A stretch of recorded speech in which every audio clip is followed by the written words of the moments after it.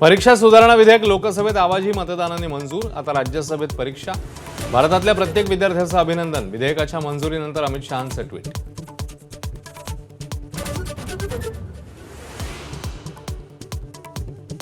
आंदोलकांविरोधात palette gun चालवण्याचे आदेश केंद्रीय गृहमंत्री अमित शहांचेच। गंभीर आरोपांनंतर राहुल गांधींकडून शहांच्या राजीनाम्याची मागणी। गांधींनी माफी मागावी, भाजप आक्रमक।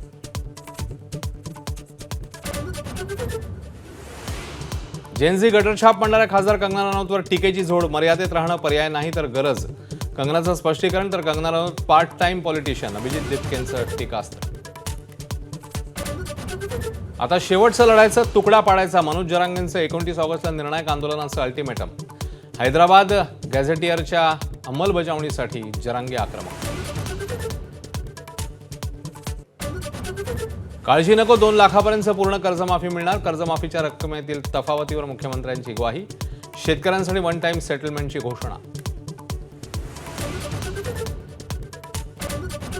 गुरुपौर्णिमेनिमित्तानं राज्यभरातल्या मंदिरांमध्ये भक्तांची रीघ। शिर्डी, अक्कलकोट, शेगाव, नरसोबाची वाडीमध्ये भाविकांची मांदियाळी।